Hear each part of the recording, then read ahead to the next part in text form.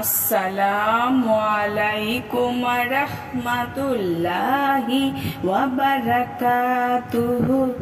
সুপ্রিয় সম্মানিত দর্শক ও শ্রোতা, আশা করি মহান রব্বুল আলামিনের দয়ায় আপনারা সকলেই ভালো আছেন। সুপ্রিয় সম্মানিত দর্শক ও শ্রোতা, আজকে হযরত আব্দুল্লাহ ইবনে আব্বাস রাদিয়াল্লাহু তাআলা আনহু থেকে একটি ঘটনা বর্ণনা করব। ঘটনার শিরোনাম হচ্ছে অন্তর্দৃষ্টি। সুপ্রিয় সম্মানিত দর্শক ও শ্রোতা, আপনাদের নিকট অনুরোধ থাকবে ঘটনাটি শেষ পর্যন্ত শোনার।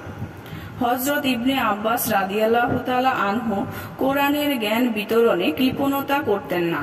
প্রত্যেক শিক্ষার্থীর জন্য সর্বদা তার দ্বারা উন্মুক্ত থাকত।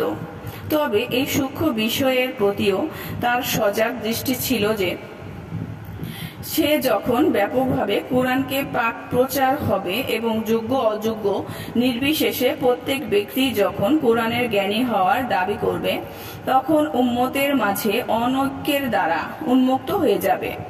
আর এই দূরদর্শিতার ব্যাপারে হযরত ওমর রাদিয়াল্লাহু তাআলা আনহু স্বীকারোক্তি দিতে বাধ্য হয়েছিলেন। ঘটনাটি ছিল এমন: হযরত ওমর রাদিয়াল্লাহু তাআলা আনহু তার খেলাফতের জামানায় প্রত্যেক ইসলামী সাম্রাজ্যে যখন লোকদের কোরআন শেখাতে হাফেজে কোরআন ঠিক করে দিলেন, তখন হযরত ইবনে আব্বাস রাদিয়াল্লাহু তাআলা আনহু বললেন, এবার উম্মতের মাঝে অনৈক্যের বীজ বপন হলো। এ কথায় হযরত ওমর রাদিয়াল্লাহু তাআলা আনহু রাগান্বিত হলেন, বললেন, অনৈক্যের বীজ বপন হবে তুমি কিভাবে জানলে? এক সময়ে দুজনেই বাড়ি চলে গেলেন, কিন্তু হযরত ওমর রাদিয়াল্লাহু তাআলা আনহুর মনে বিষয়টি খটকা সৃষ্টি করল। তিনি এ নিয়ে চিন্তায় পড়ে গেলেন। বহু চিন্তা ভাবনার পর তিনি ইবনে আব্বাস রাদিয়াল্লাহু তাআলা আনহুর নিকট লোক প্রেরণ করে তাকে দ্রুত আসতে বললেন, কিন্তু ইবনে আব্বাস রাদিয়াল্লাহু তাআলা আনহু আসতে অপারগতা প্রকাশ করলেন। ওমর রাদিয়াল্লাহু তাআলা আনহু নাসর বান্দা, তিনি আবারও বলে পাঠালেন, তোমাকে আসতেই হবে। এতটা গুরুত্ব দেওয়ায় তিনি উপস্থিত হলেন। ওমর রাদিয়াল্লাহু তাআলা আনহু তাকে বললেন, তুমি কি যেন মতামত প্রকাশ করছিলে? ইবনে আব্বাস রাদিয়াল্লাহু তাআলা আনহু বললেন, আল্লাহর শপথ, আমি আর কখনো কোনো মতামত পেশ করব না।